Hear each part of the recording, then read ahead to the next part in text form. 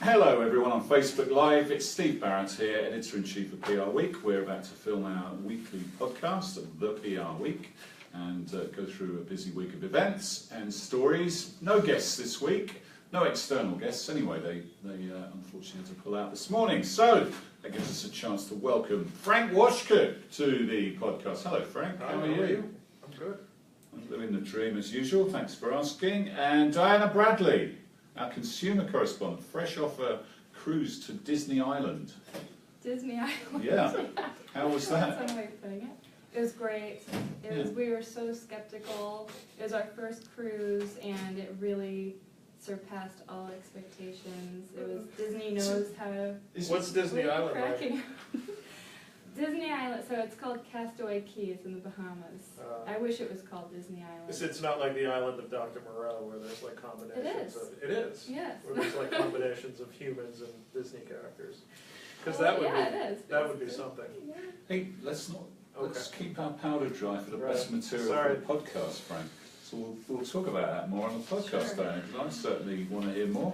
You've got any feedback, questions, comments?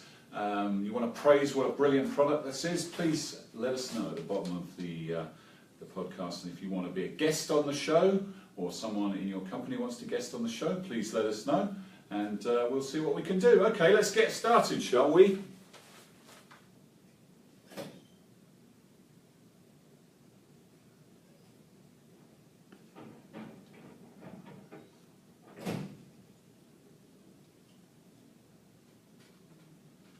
Hello and welcome to the PR Week, PR Week's regular weekly roundup of everything that matters in the worlds of PR and communications. My name's Steve Barrett, I'm the Editor-in-Chief of PR Week. Going to guide you gently through the next 15, maybe 20 minutes as we review a busy week. Lots of big stories and lots of activity at PR Week.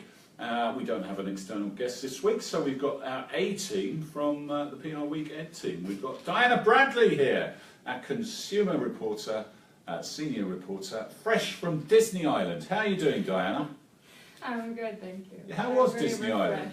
Yeah, near the Bahamas, little holiday with the fam. Yes, it was everything you would expect from Disney. And more. And more. Yeah, it was excellent. My 4-year-old enjoyed it. That's good to hear. There was very little whining, which is what we were worried about. Yeah. And was there any wine? There was wine. Yeah, good. He became a Jedi. Well, there you go. I thought that took years of training. Well, I guess he's just gifted. He's gifted, yeah, he's ahead of the game. That's good, it's good to hear. Glad you enjoyed that, came back refreshed. And Frank Washkuch, holding the fort while Diana was away, news editor, manager extraordinaire of this great content machine that we run called PR Week. Frank, how are you? Very well, thanks. Yeah, had a good week, managed to survive without Diana and me. Just barely. In fact, it was a lot easier, wasn't it? Admit it. Just barely survived. Yes. Okay. So what are we going to talk about? I was away in Europe for the PR Week Global Awards in London, which was great fun. We'll talk about those.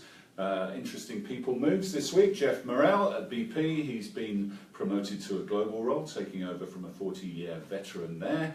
And Alex Jutkovitz has been promoted over at Hill & Knowlton. Interesting developments there, so we'll chat about that. We couldn't have a podcast without talking about Sean Spicer, could we? And he was rolling down, was it Broadway? He was somewhere in Midtown. Yeah, sorry, he wasn't. Right. Melissa McCarthy was. The two are different, aren't they? On Friday, and SNL did a skit there. But that plays in a little bit to the discussion about his future role. And we'll catch up on a few other things like the role of influencers, that's a big issue at the moment, and Chobani winning a high-profile lawsuit against Alex Jones's media outlet, and Andre Banks, a new role.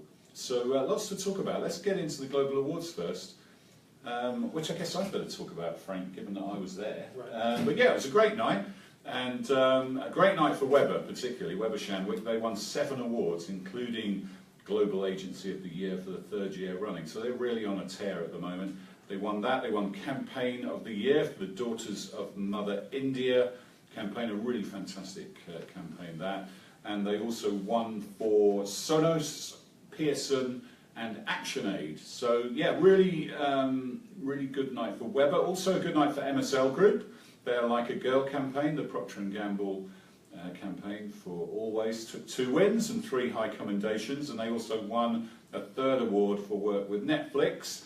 And Barbie Siegel from Xena Group, she was the Agency PR Pro of the Year. So congratulations to Barbie. You can check out all the winners on PRWeekGlobalAwards.com or on PRWeek.com. But some great work there, and great to see so many people there. I think that I counted at least 7 global agency CEOs in the room, which is good to see.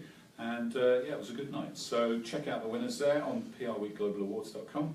Thanks to everyone who came to London for that. Thanks to everyone who entered. The quality of work was great, and really great case studies for cross-region work, which is why those awards were set up. So congrats to everyone, and looking forward. Okay, let's talk about Jeff Morrell at BP. Frank, high-profile guy, used to be at the Pentagon, didn't he? And then he went to BP at a difficult time for the company, and now he's got a global role. Yeah, you could say he sorted things out a bit after the oil spill in the Gulf of Mexico in 2010. He joined BP in 2011, and now Jeff Morrell is going to be the global group head of communications and external affairs, starting at the end of July. He's taking over for Peter Henshaw, who has worked at the company for, I think, 36 years. He's done a lot of interesting things there, worked in a lot of different regions, and he is retiring. A person to watch for sure. As you mentioned, his history includes working at the Pentagon under Defense Secretary Robert Gates and 2 different presidential administrations. So an interesting history for the new global head of comms and external affairs at BP. Absolutely, yeah. Another one of those politicos who sort of made the transition into the corporate world. Is he going to be still situated in DC? No, he is moving to London. Ah, okay. Yeah, it's going to be a London-based role. Great. Okay, interesting stuff. Well done, Jeff. You can check out our great newsmaker piece we did with Jeff a couple of years ago if you want to know more on his background. And congrats on some great service to Peter Henshaw. Okay, let's talk about Alex Jutkiewicz, Diana, over at Hill & Knowlton Strategies. He came over with the acquisition of Group SJR a few years ago, and he's been up to US CEO, hasn't he? Yeah. Which means the exit of Beth Balsam, yeah. Which is a shame, really, but a senior CEO in the agency world leaving, especially a female CEO. But what's the story behind that? Basically Balsam has now left the WPP firm. Jutkiewicz, he was the agency's chief global strategist and CEO of Group SJR, and he will retain his position as chief executive of Group SJR, which will continue to operate independently, but with deepened and increased interaction between H&K and SJR through this appointment, according to a memo from Global Chairman and CEO Jack Martin. Yeah, it's fair to say Alex's star has been rising for a while, hasn't it, Frank? Yeah, SJR had a really good 2016. Last year H&K's revenue was up, I want to say 2.6% globally and about 5% in the US, which is good for them compared to the past few years. Very good. But SJR's revenue was up 26%, which is just a whopping amount. So no surprise that he's getting pushed up to a bigger role, I guess. Yeah, that's true. They were a smart acquisition, a content agency, and that is obviously where a lot of the growth is happening, which we saw in the agency report. And he's also led on certain other WPP initiatives. I'm trying to remember the name of it. It was Truffle Pig, which was launched at Cannes, wasn't it? And Colloquial. Yeah, these are all sort of cross-agency initiatives. I think one of those was with JWT there. And I mean, it's always interesting to actually chase up on these things when they're launched at Cannes, and you go back 12 months later and ask what's actually happened, because I'd be lying if I knew exactly what happened with those two, and that's a good thing to as our thoughts kind of turn to Cannes, we'll chase up on that. But yeah, Beth Balsam, so she was a US CEO for 18 months. She had a great success being a key part, bringing in Procter & Gamble as an account win at H&K, which was great news last year and contributed to that growth, didn't it? So that's kind of a shame to see Beth moving on. And I guess she was offered another role within the agency, but she chose to move on, and maybe she saw that as would be a downward step, and she she is choosing to take her chances elsewhere. So yeah, it'll be interesting to see where Beth resurfaces and how that Procter & Gamble business develops at H&K. Okay, Frank, wouldn't be the podcast without talking about Sean Spicer. No, it wouldn't be. Another very high-profile SNL skit on Saturday. I think it's the last one of the series this Saturday, isn't it? It might be the last one forever. Involving Sean Spicer, yeah. Well, sorry, Melissa McCarthy. Because, you know, President Trump clearly doesn't like that skit very much, does he? And he doesn't like how high-profile Sean Spicer has become. So tell us a little bit about what's been happening in the last week. Yeah, so it's a different rumor every day, and it basically depends on what you believe and where you read it. So the latest rumors are that, and this is according to a Politico story today, that Spicer is going to be pulled back from the on-camera press briefings, but retain a role in the White House. So sort of going back to his more strategist roots, I guess you could say. Sarah Huckabee Sanders would be taking over more of the on-camera briefings after that. And she did a couple of days last week because she was on Navy Reserve duty, wasn't he? So she that was did, and she sort of a dry run. How do you think she did? She has a different personality. The problem is, you know, it's like anything else. Where what kind of material are you working with? And if you are unfortunate enough to be doing the press briefing a few days during a week when the president fires somebody who's investigating him, well, you don't have a lot of good things to say. So it's a very tough week to judge how she did. And whether she was more effective than him, I think. I think it's fair to say they have different personalities for sure. And yeah, by the way, it's not unusual for a deputy to stand in for the press secretary. That's standard practice, actually. In fact, it usually happens a lot faster than it has in this administration. So that in itself is not necessarily anything particularly unusual. Yeah, but you know, with this White House, there's so much speculation about every little thing. You know, there's such a big amount of like Kremlinology about what does this move mean and what does that move mean, that a lot of people read into it in a different way. Yeah, according to the Politico piece, the president is not going to throw Spicer under a bus, and even if his role does change or if he even leaves the role, he'll still have a role in the administration. He's just maybe getting a little tired of the increased, just continued profile on Spicer rather than on the administration or presumably him. We'll miss Melissa McCarthy, though. Well, yeah, indeed, but let's not just count our chickens before they've hatched, and we don't know what's going to happen. I think he has developed a slightly belligerent approach, hasn't he, to Spicer to the role, which you need to have a little bit of. For sure. I mean, they made the decision very early on, in fact, in their first full day in office, that they were going to take such a hardline approach on something as small and stupid as these inauguration photos. And when you go out there and kill your credibility on day one, there's not a lot of climbing back you can do. So, you know, they dug themselves such a big hole off the start. Yeah, and they said they would hold the media to account, didn't they? And you know, some of the stuff that's come out in the last week is, you know, the president calling for media people to be put in jail, and also contradicting what has been said by both Sanders and Spicer publicly. So it is difficult for them to do that job when it's being contradicted elsewhere. And the president says that's because he's such an active president and he's doing so much. Yeah, wearing everybody out, I guess. So this wasn't made easier, too, by the fact that Kimberly Guilfoyle, who's a Fox News host, inexplicably, when you are trying out supposedly for a job in which you have to keep your mouth shut about a lot of important issues, chatted with the San Jose Mercury News about supposedly being in negotiations for the job. So yeah, another complication to this already crazy story. The Politico piece says that potential development is dead in the water. But they're usually fairly well sourced, aren't they? And usually pretty on the money. Yeah. Okay, well, we'll keep you up to date with that. Let's see whether the Spicer character features in this last SNL of the series, and or whether that was the big farewell finale last Saturday. But yeah, certainly gave New Yorkers an interesting surprise when the dais was rolling down the lectern down 6th Avenue with McCarthy on it. Cars. Yeah, indeed. So let's talk a little bit, a couple more news roundups. Andre Banks, Frank, that's got a lot of traffic, the story about that this week.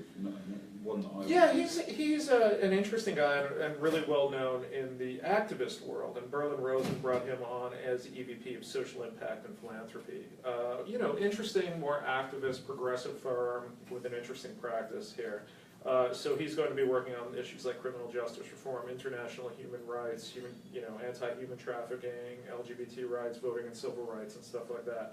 So it's a bit unusual role, a bit of an unusual role for us to cover, considering how much corporate and usual spokespeople, people moves we cover. But it's a really interesting role at an interesting firm, I think. So part two to that is that Ben Wiskita, who he replaced at Berlin Rosen, also got a new job this week, and he is the CEO of Fenton. Thank you, Alison, who's off camera. A little help out there from Alison Thank you. Katsky behind the dials. Thanks, Alison. So an interesting two-parter there. So that's a role to watch because, look, as corporations become more active on social issues, you would think they would have to work with firms more often on things like this. So for sure, interesting area. No doubt. Everyone was talking about that at the Global Awards, actually. Diana Chobani just won an interesting lawsuit, didn't they, against Alex Jones? Yep, against InfoWars' Alex Jones. He had said that they employed rapist migrants. Yeah, so, delightful. Yeah, so that was, it was good. Yeah, I can't say I'm disappointed about Chobani winning that one, I must admit. That's, it's good to see people held to account for some of the nonsense that gets spoken these days. Whichever side of the political spectrum they come from, it's time to put some balance back into journalism and the public discourse and try and get back to, a few facts and shades of grey rather than black and white and craziness. But anyway, I'll get off my soapbox there. But just finally, Diana, you did a piece on David Lopez as part of our sort of regular new influencer slot. You profile one new influencer every month, and new influencers have really been under the spotlight after the Fire Festival. That's it. Which was heavily influenced, and you have the Kendall Jenner thing, with Pepsi, etc., etc. I sense a backlash coming on here, and in fact, David Lopez kind of commented on that when you interviewed him, didn't he? Yeah, I did speak with him before the Fire Festival thing, and just a little bit of background on David Lopez, if you aren't familiar with him. He he's most well known for his online comedic skits. On Facebook, he has a following of 1.9 million. On Instagram, he has 1.1 million followers. His YouTube videos have been viewed 29 million times. And he's worked with brands like HP, Jack in the Box, Axe, Tylenol, Disney, Amazon, and the National Peanut Board. So he's doing quite well for himself. What was that peanut thing he did? That was quite high profile, wasn't it? Yeah, he worked on their Shell Out campaign. And he works with the social media talent agency Niche. They introduced him to the National Peanut Board campaign. He said he wanted to take part because he likes peanuts, which is a good reason. That's a good start. It'd be no good if he had a nut allergy. Yes, and he said that, so he basically came up with a skit where he had created like an art gallery where everything was made out of peanuts. It was very creative, and I think it got quite a lot of retweets. Yeah, but what's his warning then to other influencers? So his warning is, he said that, so I'll just go through his entire, he said the biggest mistake somebody can make on social media, whether it be an influencer or a brand or anything like that, is not being sensitive to what's going on in the world. He said he tries to keep it simple, comic, and family friendly. He doesn't try to talk about anything else. Once you try to be a spokesman for something, you can really make a mistake. If you try and go past the family friendly stuff, brands might not want to work with you because you're not making content that's suitable for everyone. He said that people like PewDiePie need to watch what they say and do. He said that we're influencing people, but we also have to be careful. So that's just his warning for other influencers. Yeah, wise words. You might say quite obvious words, but Yeah. clearly a lot of influencers haven't been following that, don't and have brands. common Yeah. sense, so, And yeah. interesting that he's definitely on the less edgy side, I guess, even though he's a comic. He's Yeah. watching what he says because he doesn't want to, be out of kilter with his family-friendly brands that he works with. So yeah, interesting stuff. That obviously this is a story that's going to run and run, and we will continue to cover at PR Week. So yeah, thanks Diana, thank you Frank. Just to finish, we're looking to Cannes now. That's in June, so we'll be there. PR Week will be there, and we'll have a cabana in place for the duration of the festival with the parties and events and panels in there. So check out everything that we're doing at haymarket@cannes.com. haymarket@cannes.com. Lots of events, lots of fun to be had, and lots of insights on the Côte d'Azur. And yeah, looking forward to that, and looking forward to breaking lots of stories and uncovering loads more issues over the next week. We'll see you next time on the PR Week.